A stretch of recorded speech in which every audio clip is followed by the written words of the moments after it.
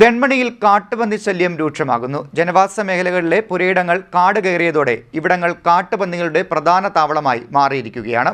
ചെങ്ങന്നൂർ വെൺമണിയിൽ കാട്ടുപന്നി ശല്യം രൂക്ഷമാകുന്നു. ജനവാസ മേഖലകളിലെ പുരയിടങ്ങൾ കാട് കയറിയതോടെ ഇവിടെ കാട്ടുപന്നികളുടെ പ്രധാന താവളമായി മാറിയിരിക്കുകയാണ്. കാട്ടുപന്നികളുടെ ആക്രമണ ഭീതി കാരണം പ്രദേശവാസികൾ കാർഷിക വൃത്തി തന്നെ ഉപേക്ഷിക്കുന്ന സാഹചര്യമാണ് ഉള്ളത്. സന്ധ്യ കഴിഞ്ഞാൽ പുറത്തിറങ്ങാൻ പോലും സാധിക്കാത്ത വിധം ജനങ്ങളുടെ ജീവനും സ്വത്തിനും കാട്ടുപന്നി വൻ ഭീഷണിയാണ് ഉയർത്തുന്നത്.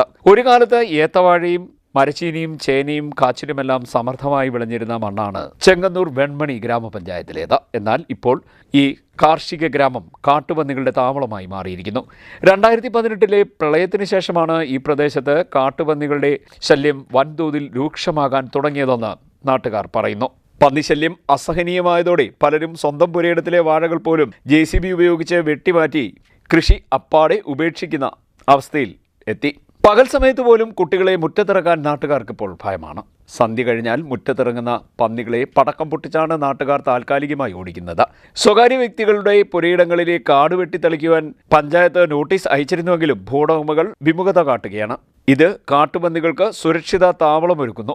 മുൻപ് ഗ്രാമപഞ്ചായത്ത് ഇടപെട്ട് 10ഓളം പന്നികളെ വെടിവെച്ച് കൊന്നിരുന്നെങ്കിലും പിന്നീട് തുടർ നടപടികൾ ഉണ്ടായിട്ടില്ല എന്ന് വാർഡ് മെമ്പർ അജിത മോഹൻ പറയുന്നു. കാട്ടുപന്നികളെ നിയന്ത്രിച്ച് പ്രദേശത്തെ കാർഷിക സമൃദ്ധി വീണ്ടെടുക്കണമെന്നാണ് നാട്ടുകാർ പറയുന്നത്. CDNet news, Chengannur.